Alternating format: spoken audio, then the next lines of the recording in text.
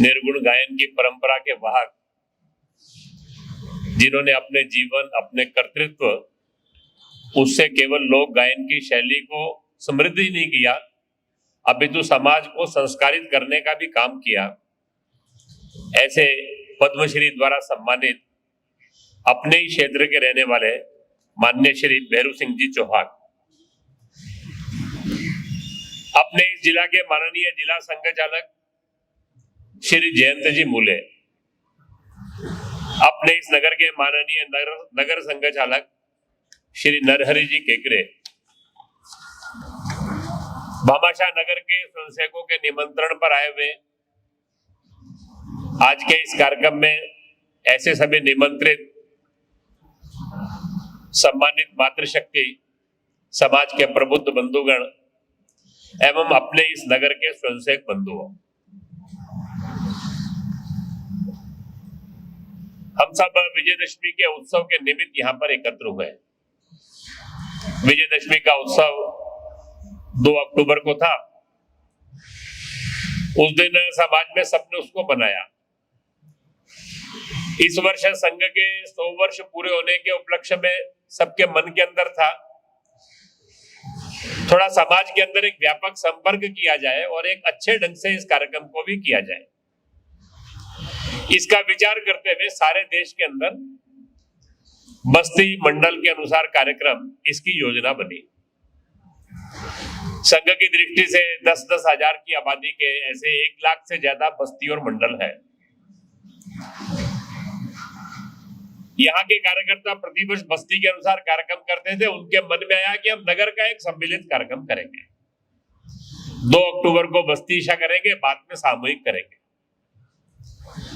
ऐसे सारे देश के अंदर इस बार विजयदशमी के अवसर पर 50,000 से अधिक इसी प्रकार गणवेश में कार्यक्रम समाज के निमंत्रित पूज्य मातृशक्ति प्रबुद्ध बंधुओं, उनकी उपस्थिति के अंदर हुआ है।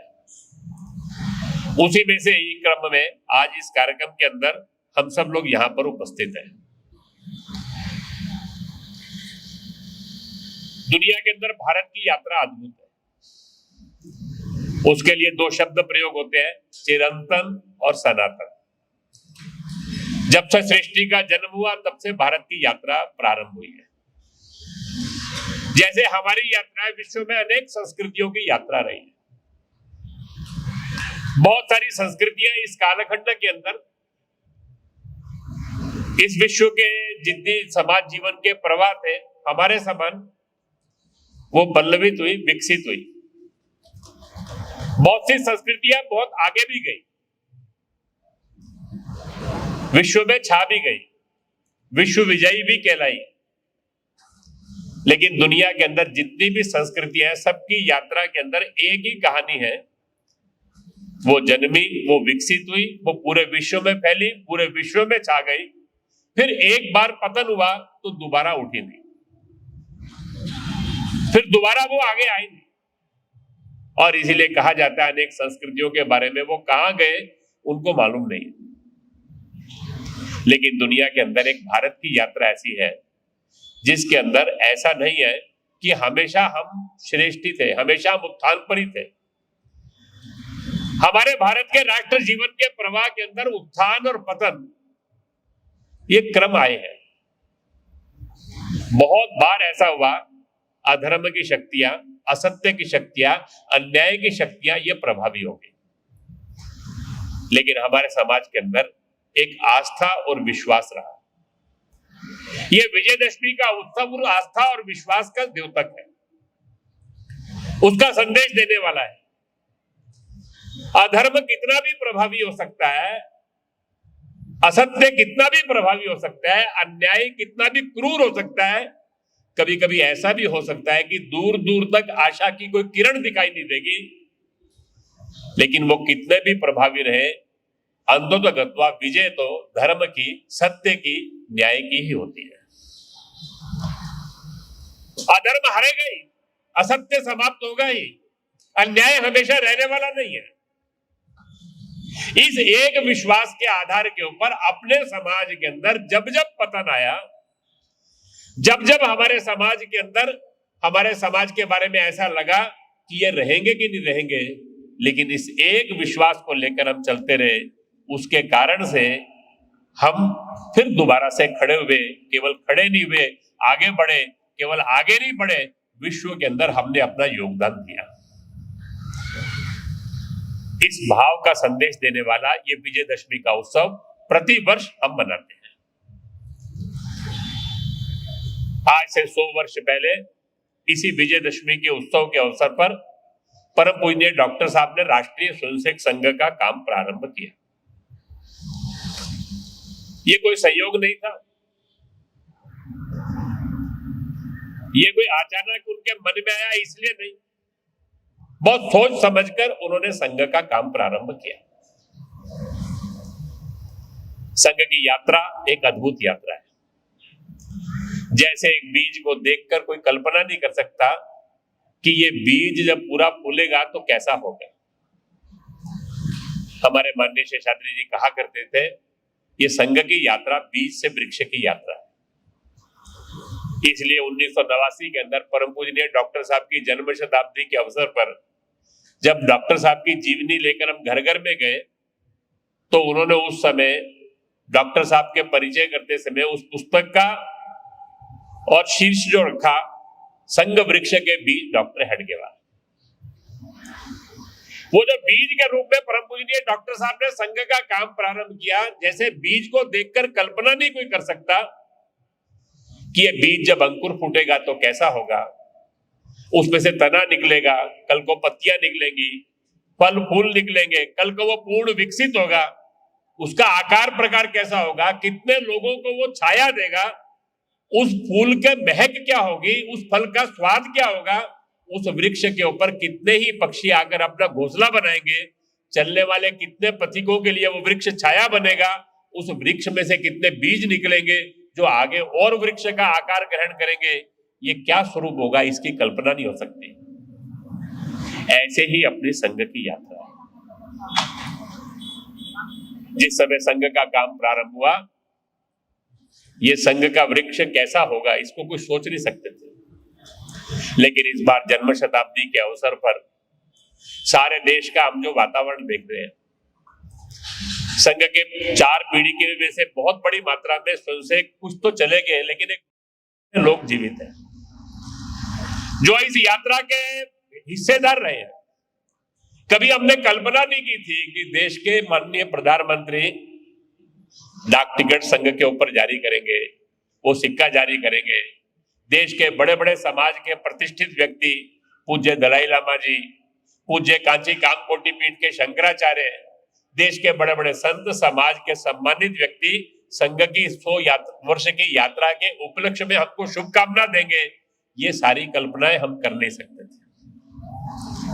लेकिन आज जब इस सारे वातावरण को देखते हैं, स्वाभाविक स्वयंसेवकों के लिए एक आनंद की बात है, लेकिन आनंद के साथ साथ हम सब लोगों के लिए एक चिंता की भी बात है, एक विचार का भी विषय है। ये 100 वर्षों की अपनी 4 पीढ़ी की यात्रा को समाज ने स्वीकार किया। आज हम समाज के केंद्र में हैं, समाज हमारे साथ जुड़कर खड़ा हो रहा है, समाज हमारे साथ मिलकर काम करने के लिए तैयार है। ये हमारे लिए प्रसन्नता की बात है, लेकिन इसके साथ साथ हमको एक जिम्मेदारी का एहसास भी हो रहा है। हमसे एक अपेक्षा भी है, उस अपेक्षा की कसौटी पर हमको खरा भी उतरना है। और इसीलिए संघ के इस 100 वर्ष पूर्ण होने के अवसर पर जब संघ में चिंतन चला कि राष्ट्रीय स्वयंसेवक संघ के इस 100 वर्ष पूर्ण होने पर संघ की यात्रा के हमको क्या करना, तो हमने 2 बातें तय की। पहली बात हमने तय की कि इसको हम सेलिब्रेट नहीं करेंगे, ये सेलिब्रेशन नहीं है, यह उत्सव नहीं है, हम इसको उत्सव के रूप में नहीं मनाएंगे। इस कारण के अंदर संघ को बड़ा करने के लिए हम कोई प्रयास नहीं करेंगे। वास्तव के अंदर ये संघ की यात्रा है, ये संघ की यात्रा हमारे लिए उत्सव नहीं है। हमने इस वर्ष 2 बातों का विचार किया। एक, ये हम सब लोगों के लिए टाइम टू रिविजिट है, टाइम टू रिजॉल्व है। 100 वर्ष पहले हम क्या करने चले थे, हम अपना आत्मनिरीक्षण करेंगे। क्या हम सही मार्ग पर हैं? Whether we are on right path. हम अपना आत्मविश्लेषण करेंगे। अगर हमको लगता है कि हमारे में कुछ कमियां हैं तो हम उसका सुधार करने की कोशिश करेंगे। हम क्या करने चले थे, कहां तक पहुंचे, क्या करना बाकी है, वो आगे करने के लिए हम क्या क्या करेंगे। हमने सारे देश के अंदर अपने स्वयंसेवकों के लिए पहली बात ये मानी है कि ये वर्ष हम सब लोगों के लिए आत्मनिरीक्षण, आत्मविश्लेषण, आत्म सुधार और आने वाले समय के अंदर काम करने के संकल्प का समय है। 100 वर्ष की 4 पीढ़ी की यात्रा, उसका हमको आनंद है। इस यात्रा के अंदर जिन स्वयंसेवकों ने अपना योगदान दिया, जिन परिवारों के आधार के ऊपर ये यात्रा यहां तक पहुंची, समाज की सज्जन शक्ति जिन्होंने हमारा सहयोग किया, उन सबका हम आभारी है, उन सबका हम धन्यवाद करेंगे। उन सबको हम स्मरण करते हुए कृतज्ञता व्यक्त करेंगे, उनसे प्रेरणा लेंगे। लेकिन सबसे महत्व की बात है, हम सब लोग आत्मनिरीक्षण करेंगे, आत्मविश्लेषण करेंगे, आत्म सुधार करेंगे, आने वाले समय के अंदर क्या करना बाकी है उसका संकल्प लेंगे। और दूसरी बात, राष्ट्रीय स्वयंसेवक संघ का जब काम प्रारंभ हुआ था तो हमारी कल्पना एक ही थी, एक दिन ऐसा होगा जिस दिन संघ और समाज एक होगा। We have to become a movement of 100%। हमारी ये यात्रा 100% की होनी है। हम समाज में बड़े होने नहीं चले, प्रभावी होने नहीं चले। और इसलिए जहां तक हम नहीं पहुंचे वहां तक हम पहुंचने की कोशिश करेंगे। We have to reach to the unreached. जिन तक हम नहीं पहुंच सके उन तक पहुंचने का विचार अपने मन के अंदर लेकर उसके लिए इस वर्ष के अंदर हम सब प्रयास करेंगे। और इसीलिए शताब्दी वर्ष के इस कार्यक्रम की तैयारी का प्रतिवेदन करते समय उन्होंने बताया, नगर के इतने मोहल्ले, हर मोहल्ले के अंदर बैठक, हमने लोगों से संपर्क करना, नए स्वयंसेवक बनाना, समाज के प्रत्येक व्यक्ति तक पहुंचना।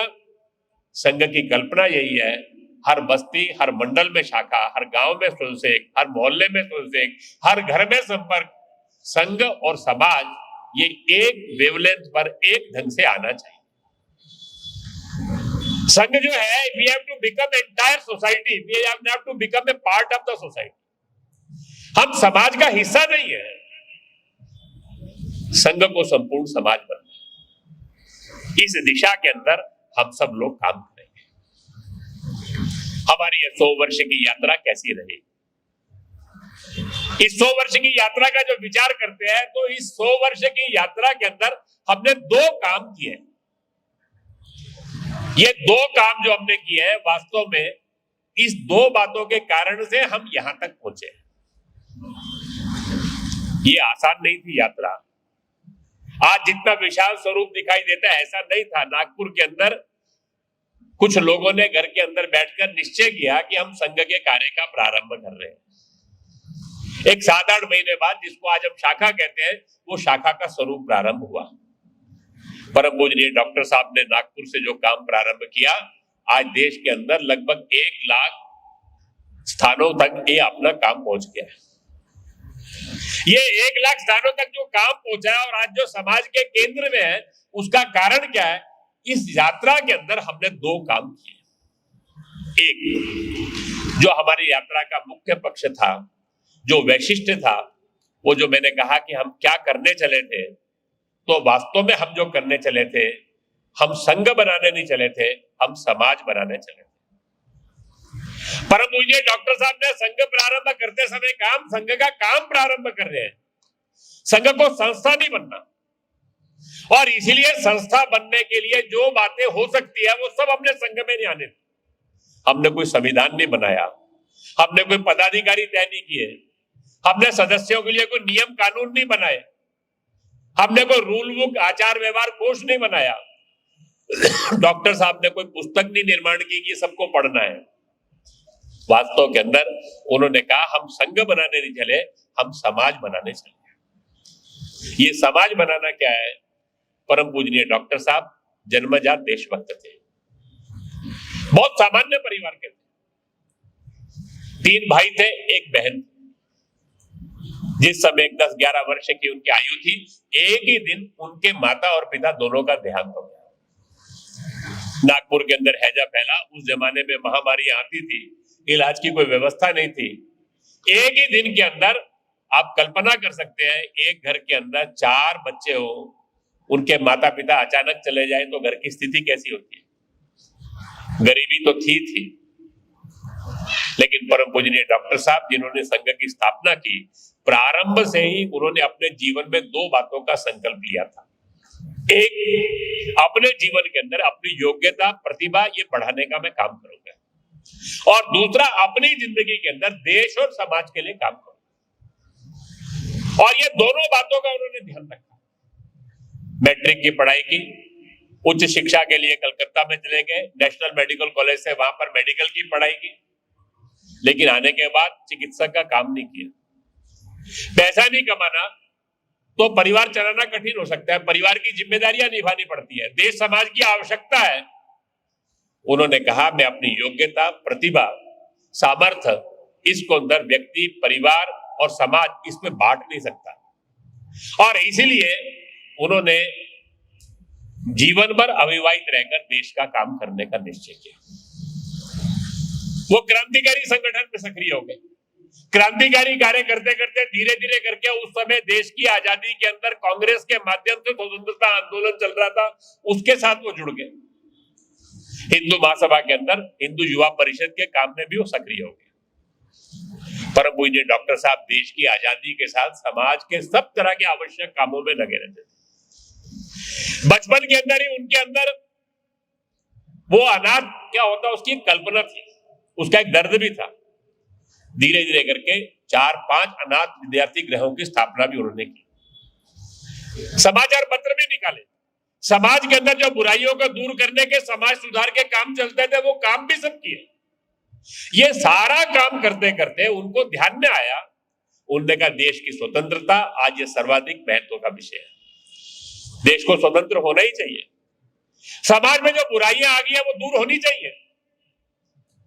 समाज जीवन के अंदर जो जरूरतमंद लोग हैं उनकी न्यूनतम आवश्यकताएं पूरी होनी चाहिए, लेकिन उसके साथ साथ वो अपने देश के इतिहास का, समाज का अध्ययन कर रहे थे, एक एक बात का विश्लेषण कर रहे थे। वो एक एक बात का विश्लेषण करते करते धीरे धीरे करके उनके मन में ध्यान में आना शुरू हो गया, भारत की यात्रा ये प्राचीन यात्रा है, हम हमेशा ऐसे नहीं थे। आज हमारी पतन की अवस्था होगी। 1000 वर्ष से हम संघर्षरत हैं, 1000 वर्ष से बहुत कठिन क्षण हमको देखने पड़े।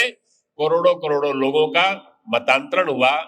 इस कालखंड में छोटे छोटे बच्चे दीवारों में चिन्ह दिए गए, अपने धर्म की रक्षा के लिए लोगों ने बलिदान दिए। अपने ही देश के अंदर, अपनी भूमि के अंदर हम सिकुड़ते जा रहे हैं। बहुत बुरे दिन हमको देखने पड़े, लेकिन हम हमेशा ऐसे नहीं थे। डॉक्टर साहब के मन में प्रश्न आना शुरू हो गया, हमारा पतन क्यों हुआ? जिन्होंने हमको विजय किया, वो तुर्क, वो मुगल, वो अरब, वो क्या हमसे श्रेष्ठ थे? वो हमसे संख्या में ज्यादा थे क्या? या यूरोपीय कंपनियां भारत में व्यापार करने आई और भारत में राज्य करने लग गई, क्या वो हमसे श्रेष्ठ थे? परम पूजनीय डॉक्टर साहब के ध्यान में आया, ऐसा नहीं है, ना संख्या में ज्यादा थे, ना श्रेष्ठता में हमसे आगे थे, हर बात में हमसे आगे थे, लेकिन फिर हम गुलाम क्यों हैं? 1000 वर्ष हमको ये बुरे दिन क्यों देखने पड़े?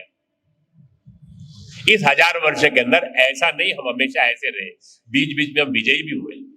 एक बड़े भूभाग के अंदर हम दोबारा से अपने विचार के आधार पर रहने लग गए, लेकिन 50-100 साल बाद दोबारा संकट में फंस जाते थे,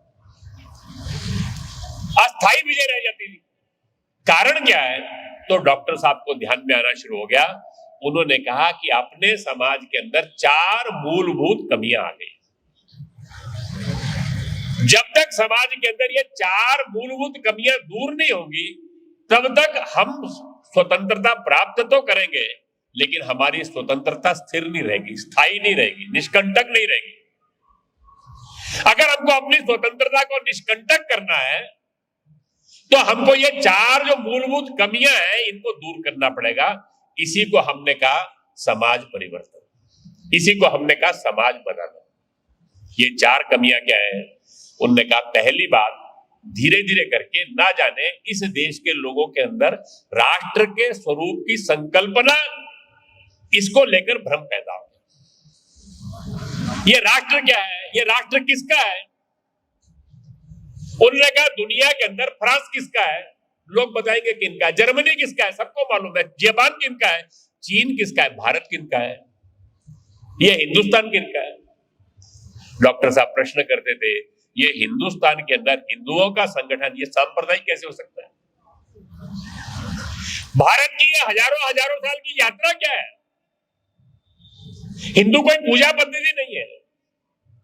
इस हजारों हजारों वर्षों की यात्रा के अंदर यहां पर एक दर्शन उपजा, जिस दर्शन ने कहा वसुधैव कुटुंबकम, जिसने पूरी दुनिया को एक परिवार माना, जिसने कहा आत्मवत सर्वभूतेषु, जिसने सब में उस ईश्वर को देखा, जिसने कहा कोई छोटा कोई बड़ा नहीं है, जीवन का अंतिम लक्ष्य ये जीवन का सुख भोग में नहीं है, वो जीवन का सुख जो है जिस एक में से निकले उस एक तक जाना है, उस एक तक जाना है तो जाने के कितने भी रास्ते हो सकते हैं, वो सब रास्ते सच्चे हैं, जिस रास्ते से जाओगे आखिर में उसी तक पहुंचोगे, तो सभी मार्ग ये श्रेष्ठ मार्ग है।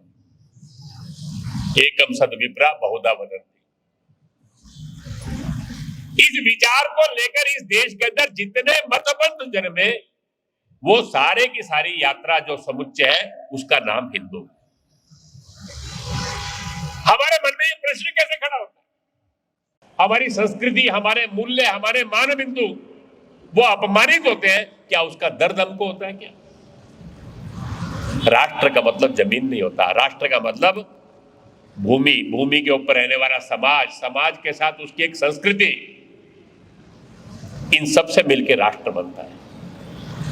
हजारों हजारों वर्षों की इस यात्रा के अंदर इस देश के राष्ट्र जीवन के आदर्श राम और कृष्ण है। इस देश के अंदर जितने मतपंथ जन्मे, वो मतपंथ हमारा राष्ट्र है।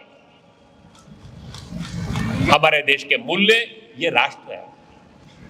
इस देश का रहने वाला प्रत्येक व्यक्ति बंधु बंधु मेरा अपना, उत्तर दक्षिण पूर्व पश्चिम, इस देश में रहने वाला प्रत्येक व्यक्ति वो भारत माता की संतान, हम सगे भाई, वयम राष्ट्रांग भूता, हम अंगभूत घटक हैं। किसी को एक कष्ट आया तो वो कष्ट मेरा होगा, ये दर्द व्यक्ति के मन में होता है क्या? ये जो विशुद्ध राष्ट्र भक्ति की भावना है, उन्होंने कहा धीरे धीरे करके अपने समाज के अंदर संगठन और अनुशासन समाप्त हो गया। अपना समाज मिलकर बैठना, मिलकर सोचना, निर्णय करना, निर्णय को स्वीकार करना। न जाने किस कालखंड में ईर्ष्या, द्वेष, गुटबाजी, टांग खींचना हमारे समाज का स्वभाव हो गया। ये ऊपर से लेकर नीचे तक आपको दिखाई देगा। वो राष्ट्रीय स्तर पर हो या अपने मोहल्ले के अंदर कोई मंदिर की समिति या बाजार के अंदर हो, 10, 20, 25, 50 लोग मिलकर कुछ काम प्रारंभ करेंगे, 2 गुट बन जाएंगे, 3 बन जाएंगे। कोई सैद्धांतिक झगड़े नहीं है, अहंकार, मेरी बात नहीं मानी, मिलकर बैठना और निर्णय को स्वीकार करना, ये अनुशासन और संगठन ये हमारे समाज जीवन में समाप्त हो गया। हमारे समाज के अंदर आत्मविश्वास खत्म हो गया। हम जीत सकते हैं, हम विजयी हो सकते हैं, हिंदू होने का गौरव ही समाप्त हो गया। परम पूजनीय डॉक्टर साहब ने कहा इस देश के अंदर यहां के लोगों में एक परानुकरण की वृत्ति आ गई, अंग्रेजों का सब कुछ श्रेष्ठ, अपनी भाषा, अपनी वेशभूषा, ये सब बातें दूर हो गई। वास्तव में जिसको हम समाज बनाना कहते हैं, हम संघ नहीं बना रहे, हम समाज बना रहे हैं। ये 4 बातों के आधार के ऊपर समाज जीवन खड़ा करना। समाज के अंदर राष्ट्र की सुस्पष्ट कल्पना, विशुद्ध राष्ट्र भक्ति की भावना, जीवन के अंदर संगठन और अनुशासन, और अपने समाज के अंदर आत्मविश्वास से ओतप्रोत, विजय की आकांक्षा से ओतप्रोत हम उनकी संतान हैं जिन्होंने कहा वयम अमृतस्य पुत्रा। क्रीडबंतो विश्व मार्यम का उद्घोष लेकर हम सारी दुनिया में गए। हमने कहा हमको देखो, हमारे में कोई खास बात लगे तो हम जैसे हो जाओ। सारी दुनिया में जाके जिसने उद्घोष किया था, आज उसके अंदर आत्मविश्वास कैसे खत्म हो गया, वो दूसरों का अनुकरण कैसे कर रहा है। अपने समाज के अंदर ये 4 बातें लेकर आना, इसको हम समाज कहते हैं। परम पूजनीय डॉक्टर साहब ने कहा समाज बदलना है तो समाज बदलने का काम भाषणों से नहीं होगा या आंदोलनों से नहीं होगा। आंदोलनों से वातावरण बन सकता है, भाषणों से किसी को प्रभावित किया जा सकता है, तर्क से मैं किसी को कन्विंस कर सकता हूं उसके मन के अंदर, लेकिन परिवर्तन नहीं ला सकता। परिवर्तन तो तब होता है जब व्यक्ति के मन में आता है। ये जो परिवर्तन की प्रक्रिया है ये हमेशा अंदर से आती है। वो बीज में से अंकुर फूटता है तो वृक्ष बनता है। हृदय के अंदर जब भाव जगता है तब व्यक्ति में बदल आना शुरू होता है, तब परिवर्तन आना शुरू होता है। और परम पूजनीय डॉक्टर साहब ने कहा ये परिवर्तन लाना है तो man to man, heart to heart करना पड़ेगा। इसके लिए संघ की शाखा की कार्य पद्धति उन्होंने दी। उन्होंने उस समय अपनी कार्य पद्धति में 2 बातें कही जिनको बदल लाना है। जो बातें वो समाज में लेकर आना चाहते हैं वो उनको अपने जीवन में लानी पड़ती है। वो जब अपने जीवन में लेकर आते हैं तब दूसरों को लगता है कि ये ऐसा जी सकते हैं तो मैं भी ऐसा जी सकता हूं। आप देखेंगे आपके जीवन में बहुत सारी अच्छी बातें होंगी। वो बचपन के अंदर आपके कोई अध्यापक, आपके घर के कोई माता पिता, बुजुर्ग, उनके जीवन को देखकर वो आपके अंदर आई होगी।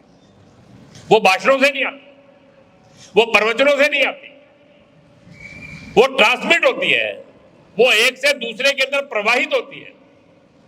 परम पूजनीय डॉक्टर साहब ने कहा जो परिवर्तन लाना चाहते हैं उनको पहले अपने अंदर वो सब बातें लानी पड़ती है जो उनको परिवर्तन के लिए चाहिए।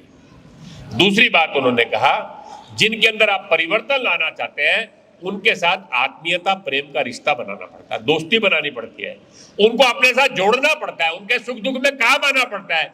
उनको लगना चाहिए कि ये मेरा सबसे अधिक शुभ चिंतक है। आपके संपर्क में जब आएगा, वो आपके साथ रहेगा तो उसके अंदर परिवर्तन आएगा। इसके लिए उन्होंने संघ की शाखा की कार्य पद्धति दी। 1 घंटे की शाखा, यानी हम जैसा समाज चाहते हैं वैसा समाज अपनी शाखा में खड़ा करना। संगठित हिंदू समाज कैसा होगा? जैसी हमारी शाखा का स्वरूप होगा। शाखा के अंदर जाति भेदों से ऊपर उठकर विचार करना, अमीर गरीब, किसी भी जाति का, समाज में किसी भी व्यवसाय का, कभी देते थे कि ऐसा करना चाहिए। डॉक्टर साहब को देखकर हमको लगता था डॉक्टर साहब ऐसा करते हैं तो हमको भी ऐसा करना चाहिए। बारा साहब कहते हैं मैं 8वीं कक्षा में था, उस कालखंड के अंदर मैंने डॉक्टर साहब के घर का वो दृश्य देखा। वो देखकर मुझे लगा कि मुझे भी अपना घर बनाना है। जाकर माँ को कहा मैं अपने सब दोस्त मित्रों को भोजन पे बुलाना चाहता हूँ। माँ ने कहा खुशी खुशी है, तुम लेकर आओ सबको। कितने आएंगे? उनने कहा 20 आएंगे। कौन कौन दोस्त है तुम्हारे? उन्होंने एक एक मोहल्ले के कौन कौन रहता है बताना शुरू किया। तो उस जमाने में जातियों के मोहल्ले रहते थे। बाला साहब ने बताना शुरू किया तो ध्यान में आ गया सबको, ये सब मोहल्लों के लोग हैं। तो बाला साहब की माता कहने लगी कि सब आएंगे क्या? उन्होंने कहा, तो उन्होंने कहा ठीक है, भोजन कराऊंगी, बरामदे में कराऊंगी। नहीं, हम रसोई के साथ ही बैठकर करेंगे। कई दिन तक कश्मकश चलती रही, जिद चलती रही। माँ ने कहा भोजन कराने के लिए तैयार हूं, लेकिन अंदर बैठाना बहुत मुश्किल है। आखिर में माँ को झुकना पड़ा। फिर माँ ने कहा कि देखो मैं भोजन तो करा दूंगी, बर्तन नहीं उठाऊंगी। उन्होंने कहा नहीं, बर्तन भी उठाने हैं। बाला साहब कहते हैं उस आयु के अंदर अपने घर में हम परिवर्तन लेकर आए। ये परिवर्तन की प्रक्रिया भाषणों से नहीं आती। संघ का संदेश कैसा चाहिए? 23 घंटे का आचरण और व्यवहार, छोटी छोटी बातें, ये उसके जीवन के अंदर आए। ये संघ का काम उस कालखंड के अंदर डॉक्टर साहब ने 1 की 3-4 शाखाएं हुई, विदर्भ के सब जिलों के अंदर गए। पहली पीढ़ी ने देश के हर प्रांत तक संघ का काम पहुंचा दिया। 1973 तक आते आते हर जिले में पहुंच गए। 14,000 शाखाएं हो गई। 2000 तक आते आते नगर खंड तक पहुंच गए। अभी आने वाले समय के अंदर हर मंडल, बस्ती, हर गांव तक पहुंचना। डॉक्टर साहब कहा करते थे जिस समय इस देश के अंदर गांव के अंदर 1% संघ के स्वयंसेवक होंगे, 3% नगरों में स्वयंसेवक होंगे तो समाज का वातावरण बदल जाएगा। ये 3%, 1% अर्थात जाति भेदों से ऊपर उठकर अपने जीवन के आदर्श से, आचरण व्यवहार से समाज के अंदर कैसा समाज चाहिए उसका संदेश देने वाला ये संघ का स्वयंसेवक। अपनी 100 वर्ष की यात्रा में हमने इस समाज बदलने के काम की उपेक्षा नहीं की, इस काम को रुकने नहीं दिया। लेकिन एक दूसरी बात भी है, इस 100 वर्ष के अंदर देश, धर्म, संस्कृति की कोई भी आवश्यकता थी, किसी आवश्यकता से हमने मुंह नहीं मोड़ा। यह संघ के अंदर जो विश्वास जगा है आज समाज का, वो 2 बातों के कारण से है। एक, हमारे स्वयंसेवक के जीवन को देखकर लोगों को लगा कि ये दिखने में बड़े साधारण लोग हैं, ये सामान्य दुकानदार, ये सामान्य कर्मचारी, विद्यार्थी, किसान, मजदूर, इसके जीवन में कुछ खास बात है, इसकी निस्वार्थता, इसकी प्रामाणिकता, इसके समाज के सुख दुख में काम आने का भाव। लेकिन एक दूसरी बात भी है, इस 100 वर्ष के अंदर देश, धर्म, संस्कृति, हमने इसके किसी काम से मुंह नहीं मोड़ा। सन 1925 में शुरू हुआ, 4 ही शाखाएं थी। 1927 में रामटेक का मेला होना था, विजयदशमी का, वहां पर ध्यान में आया हर साल उद्दंडता करते हैं कुछ लोग, आकर अव्यवस्था करते हैं, स्वयंसेवक पहुंच गए, सब व्यवस्था ठीक हो गई, लोगों को ध्यान में आया। 1930 के अंदर 26 जनवरी को कांग्रेस ने पूर्ण स्वतंत्रता का प्रस्ताव पारित किया। 8 जिलों के अंदर ही संघ का काम था, कुल 35-40 ही शाखाएं थी। डॉक्टर साहब ने सबको पत्र भेजा, सब शाखाओं के ऊपर 26 जनवरी 1930 को अभिनंदन किया गया कांग्रेस का। कांग्रेस ने आह्वान किया, उस समय गांधी जी ने आह्वान किया, देश के अंदर सविनय अवज्ञा आंदोलन का। संघ की ताकत बड़ी कम थी, स्वयंसेवक बहुत कम थे, लेकिन उस कालखंड के अंदर हमारे 4 अखिल भारतीय अधिकारी थे। उनमें से एक प्रांजपे जी को संघ के काम के संचालन का दायित्व देकर 4 में से 3 प्रमुख कार्यकर्ता जो थे, परम पूजनीय डॉक्टर साहब, अन्ना जी सोनी, सेनापति बापट, वो तीनों सत्याग्रह करके जेल में गए। हमारे 8 में से 6 माननीय जिला संघचालक स्वतंत्रता आंदोलन के अंदर जेल में गए। देश की स्वतंत्रता महत्व का विषय है, उसमें हमको अपना योगदान करना है, लेकिन समाज बदलने का काम भी साथ साथ चलना चाहिए। वो निजाम का सत्याग्रह हो, वो देश का विभाजन हो, विभाजन के अंदर हिंदू समाज को सुरक्षित वहां से लेकर आने का प्रसंग हो, या लाने के बाद उनको समाज में स्थापित करने का काम हो, उस कठिन परिस्थिति के अंदर उनके साथ खड़ा होना। देश की स्वाधीनता के बाद देश की एकता अखंडता का पहला आंदोलन जम्मू कश्मीर में प्रारंभ हुआ। 1948 में संघ पर प्रतिबंध लग गया, 70,000 स्वयंसेवक जेलों में गए। अभी अपने स्वयंसेवक परिवारों को संभाल ही रहे थे, लेकिन देश की एकता अखंडता के लिए आह्वान हो गया, क्या भारत का संविधान जम्मू कश्मीर में लागू नहीं होगा? क्या तिरंगा वहां पे लहराया नहीं जाएगा? प्रजा परिषद का आंदोलन हुआ, सारे देश से हजारों स्वयंसेवक, एक हाथ में तिरंगा, एक हाथ में भारत के संविधान की प्रतिनिधि, एक गले में डॉक्टर राजेंद्र प्रसाद का चित्र, एक देश में एक विधान, एक प्रधान, एक निशान। देश के अंदर कोई भी आपदा हो, युद्ध हो, समाज की आवश्यकता हो, समाज के अंदर राष्ट्रभाव जागरण का प्रसंग आ जाए, स्वामी विवेकानंद जी की जन्म शताब्दी के अंदर यह निश्चय हुआ कि विवेकानंद शिला स्मारक के ऊपर स्वामी 77 के बाद अनुकूलता बनी, तो देश समाज की आवश्यकता जहां जहां है, वो वनवासी क्षेत्र के अंदर कल्याण आश्रम के माध्यम से, सेवा के क्षेत्र के अंदर सेवा भारती के माध्यम से, शिक्षा के लिए विद्या भारती के माध्यम से, सारे देश के अंदर आज संघ के स्वयंसेवक समाज के सहयोग से 35 से ज्यादा अखिल भारतीय संगठनों के अंदर 500 से ज्यादा संस्थाएं बनाकर समाज की आवश्यकता के कितने ही काम करते हैं। वास्तव में राष्ट्रीय स्वयंसेवक संघ की यात्रा, ये 100 वर्ष की यात्रा, ये दोनों बातें हमने साथ साथ की, इसलिए समाज का विश्वास हुआ। ये यात्रा इतनी आसान नहीं थी, ये यात्रा बहुत कठिन थी। इस कालखंड के अंदर बहुत सारे उपेक्षा और विरोधों में से भी गुजरना पड़ा। वो पहली और दूसरी पीढ़ी को जो सुनना पड़ा, सहना पड़ा, इसकी कल्पना नहीं की जा सकती। शायद हमारा जन्म जिस कुंडली में हुआ था। आजकल भी हमारे पे लोग बहुत आरोप लगाते हैं, बहुत बार लोग कहते हैं हमको, आप उत्तर नहीं देते। हम कहते हैं कि किसी को क्या कहना, हमारे भाग्य में ही लिखा है। शायद हमारा जन्म जब हुआ था, 2 बातें साथ साथ लिखी थी, संघ लगातार बढ़ता जाएगा और हमको लगातार विरोधों में से भी गुजरना ये पड़ेगा। ये 4 पीढ़ी की यात्रा के अंदर पहली दूसरी पीढ़ी को तो बहुत कठिनाइयों में से गुजरना पड़ा। उन लोगों ने बहुत त्याग और बलिदान किए। आज के उन सब कहानियां, किस्से मैं सुना नहीं सकता, आज के समय की भी सीमा है, लेकिन ये 4 पीढ़ी की यात्रा, 100 वर्षों की यात्रा हम सफल क्यों हुए, तो 3 बातें उसके कारण हैं। हम अपनी सफलता का श्रेय किस बात को मानते हैं? जिस दिन संघ का जन्म हुआ, परम पूजनीय डॉक्टर साहब ने कहा ये ईश्वरीय काम है, ये भगवान का काम है, ये संघ का काम, ये अब ईश्वरीय योजना से। गीता में भगवान कृष्ण ने कहा, जब जब अधर्म बढ़ जाता है, अभ्युत्थानम् अधर्मस्य तदात्मानं सृजाम्यहम् परित्राणाय साधूनां विनाशाय च दुष्कृताम्। कलयुग के अंदर भगवान अवतार नहीं लगते, संघ शक्ति कलयुग, समाज की संगठित शक्ति ही कलयुग में ईश्वर का अवतार है। यह संगठित समाज खड़ा करना यह भगवान का काम है, यह ईश्वरीय काम है, यह ईश्वरीय काम है, भगवान का काम है। यह सफल होने वाला है। इस एक विश्वास को लेकर हम 100 साल चले हैं। कितनी कठिनाइयां आई, बाधाएं आई, आसान नहीं था। इमरजेंसी में 14,000 स्वयंसेवक मीसा के अंदर गए, 13 14 महीने, 18 महीने लोग जेलों के अंदर रहे। वो कौन सी बात थी जिसके कारण से स्वयंसेवक टिका नहीं, स्वयंसेवक झुका नहीं? विरोधों में से हम हटे क्यों नहीं? उसका कारण एक ही था, ये भगवान का काम है, ईश्वरीय काम है, तो अंततः गत्वा सफल होगा। और ईश्वरीय काम है तो इस संगठन का नेतृत्व और कार्य पद्धति भी ईश्वर की इच्छा से है।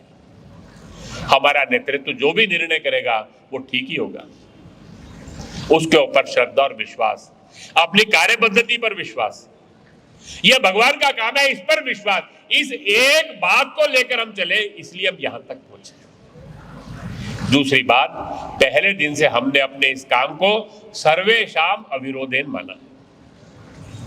हमारे विरोधी हो सकते हैं, लोग हमारा विरोध कर सकते हैं, विरोध कभी आक्रामक भी हो सकता है, लेकिन हम किसी को विरोधी नहीं मानते, हम किसी को अपने शत्रु नहीं मानते। मैंने कहा बहुत लोग हम उत्तर नहीं देते, उसका उत्तर ना देने का एक ही कारण है, हम ये मानते हैं कि वो व्यक्ति विरोध कर रहा है, वो व्यक्ति हमारे पे आरोप लगा रहा है, क्यों लगा रहा है, उसको क्यों दोष देना? हमारी कमी है, हम अभी तक उस तक पहुंच नहीं सके। समाज में दो ही व्यक्ति हैं, एक वो जो संघ में आ गए, एक वो जो संघ में आना बाकी है। एक दिन वो भी आएगा, वो इसलिए नहीं आया कि उस तक हम पहुंचे नहीं है। जिस दिन हम उस तक पहुंचेंगे, हमारी आत्मीयतापूर्ण संबंध बनेंगे, वो भी हमारा हो जाएगा। 1977 में आपातकाल समाप्त हो गया, ये हमारी कन्विक्शन है, ये स्ट्रेटेजी नहीं है, शब्द नहीं है। आपातकाल समाप्त होते ही मैंने कहा हजारों स्वयंसेवक मीसा में थे, कष्ट में थे। बहुत लोगों के मन में था, जिन लोगों ने हमारे पर अत्याचार किए उनको सजा मिलनी चाहिए, उनके ऊपर मुकदमे चलने चाहिए, ये सब बातें थी। पूज्य बाला साहब से नागपुर के अंदर पत्रकारों ने कहा, आपका क्या कहना है, जिन्होंने आपातकाल लगाया, इतने अत्याचार किए, स्वयंसेवक जेलों के अंदर बलिदान हो गए, परिवारों को इतने कष्ट सहने पड़े, क्या करना चाहिए उनके साथ?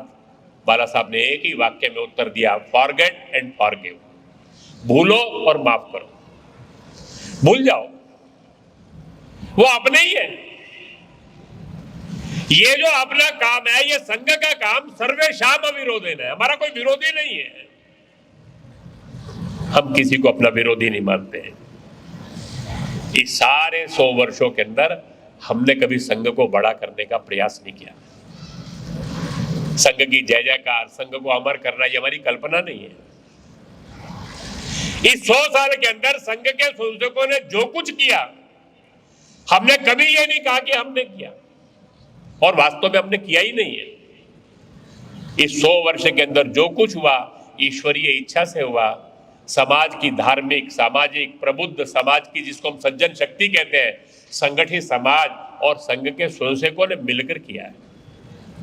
श्री राम जन्मभूमि के भव्य मंदिर का निर्माण हुआ, वो आंदोलन चला, वो आंदोलन हमारा नहीं था।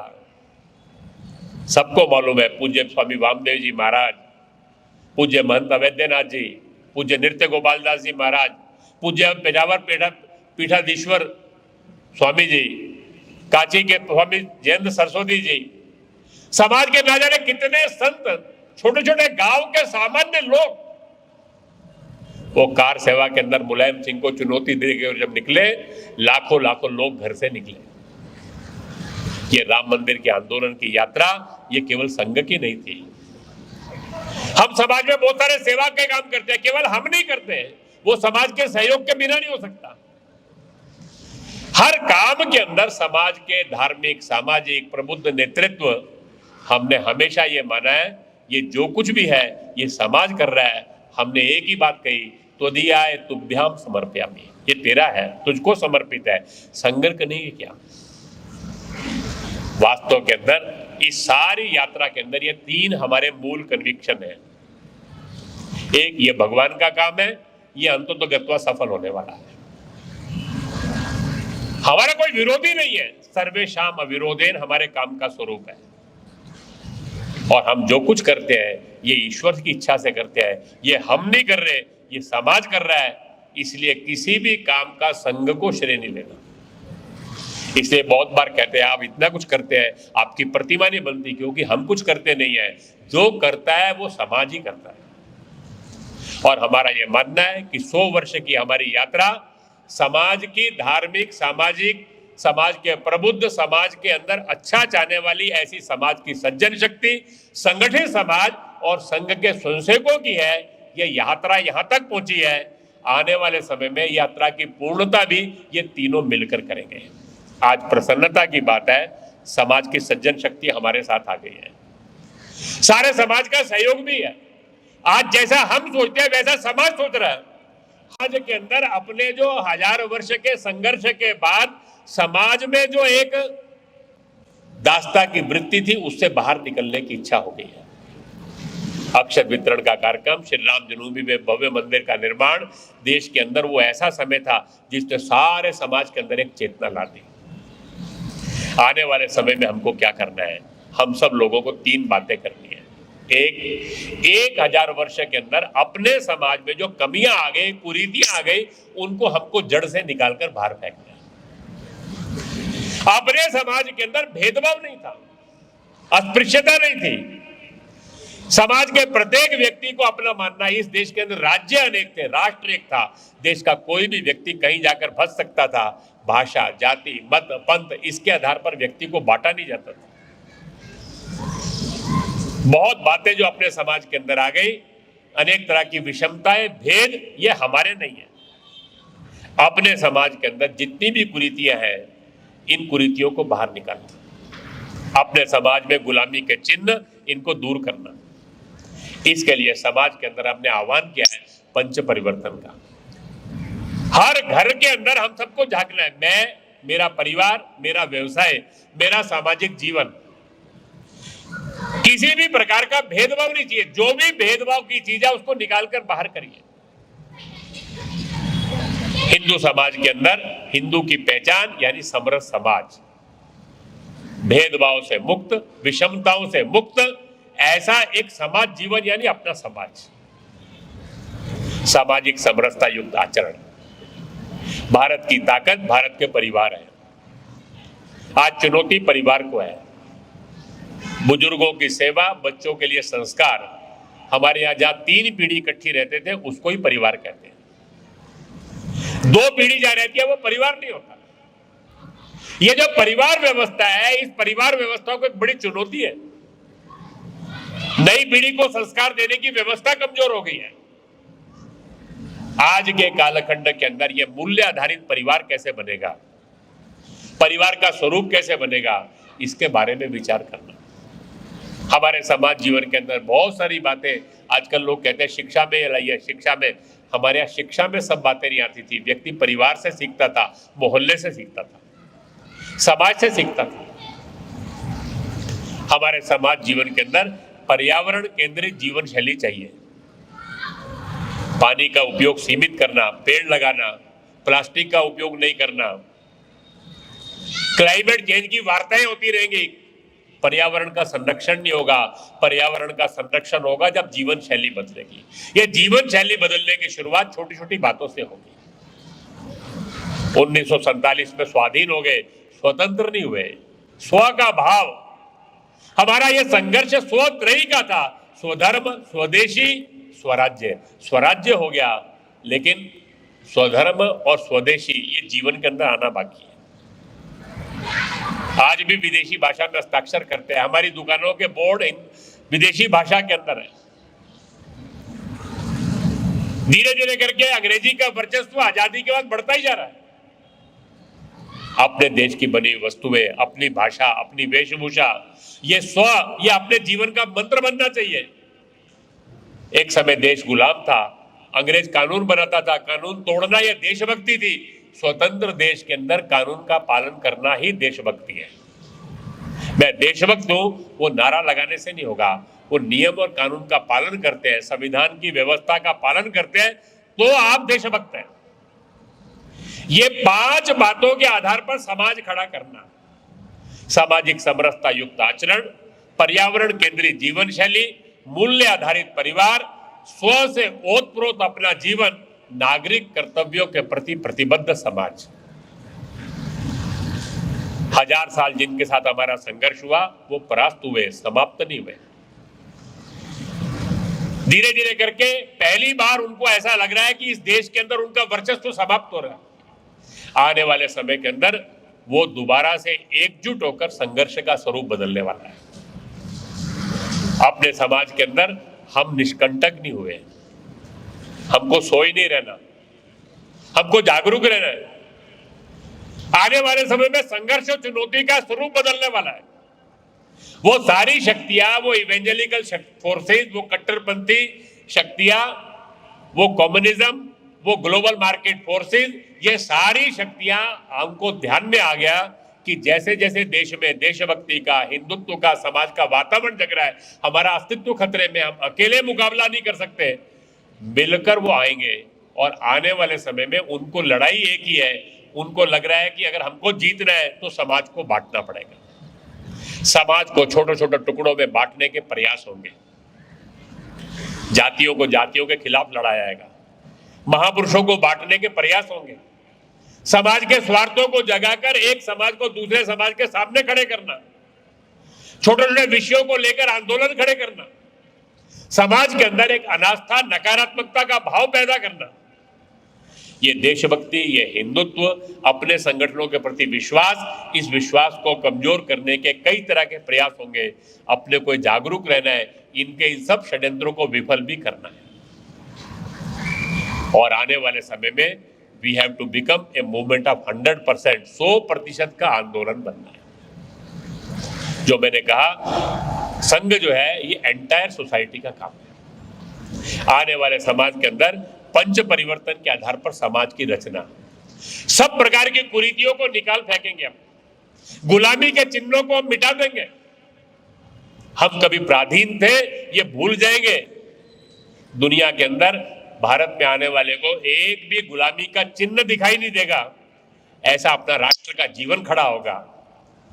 पंच परिवर्तन के आधार के ऊपर समाज जीवन खड़ा होगा और सब प्रकार की हिंदू विरोधी, राष्ट्र विरोधी, अलगाववादी शक्तियों के षड्यंत्रों को, मंसूबों को विफल करके हम आने वाले समय के अंदर विश्व के अंदर उदाहरण देने वाला, अनुकरण करने वाला ऐसा एक समाज, राष्ट्र जीवन को खड़ा करने की दिशा में हम आगे बढ़ रहे हैं।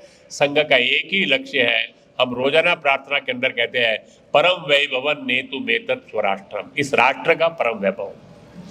आध्यात्मिकता के अधिष्ठान पर हर प्रकार की भौतिक समृद्धि से युक्त, समाज की सब प्रकार की न्यूनतम आवश्यकताओं को पूरा करता हुआ एक समृद्ध समाज, राष्ट्र का जीवन, जो सारी दुनिया के सामने गर्व से कहेगा, हमने जैसा भारत खड़ा किया है, आप भी ऐसा अपना देश का मॉडल खड़ा कर सकते हो। उसके लिए जिस प्रकार का हमने अपना समाज बनाया है, ऐसा आप भी अपना समाज बनाइए। और वो समाज देश, धर्म, संस्कृति की सब प्रकार की आवश्यकताओं को पूरा करते हुए दुनिया के सामने एक उदाहरण करते हुए, जिसको हमने कृणवंतो विश्वमार्यम कहा, जिसको हमने कहा कि पूरी विश्व का कल्याण राष्ट्रीय स्वयंसेवक संघ का ये जो काम है। महर्षि अरविंद जिस समय देश की स्वतंत्रता हुई, वो कहा करते थे, मैं जब कहता हूं तो भारत जगेगा, तो भारत जगेगा यानी सनातन धर्म जगेगा, अर्थात हमारी हजारों हजारों वर्षों की संस्कृति जगेगी, पूरे विश्व में छा जाएगी। पूरे विश्व के अंदर सब प्रकार के भेदों को मिटाकर पूरे दुनिया के अंदर एक सुखी समाज, राष्ट्र खड़ा करना। स्वामी विवेकानंद जी ने इसी को कहा, हर राष्ट्र का एक ईश्वर प्रदत्त लक्ष्य है। जब तक उस लक्ष्य को पूरा करने के लिए काम करता है, तब तक वो राष्ट्र आगे बढ़ता है। भारत को भी भगवान ने एक ही लक्ष्य दिया है, पूरे विश्व को श्रेष्ठ बनाना। कृणवंतो विश्वमार्यम, पूरे विश्व की समाज की सज्जन शक्ति, संगठित समाज, संघ के स्वयंसेवकों की है। आगे की भी यात्रा इन सब के साथ मिलकर होगी। हम सब इस यात्रा के अंदर सहयोगी बने, इस यात्रा के ध्वजवाहक बने।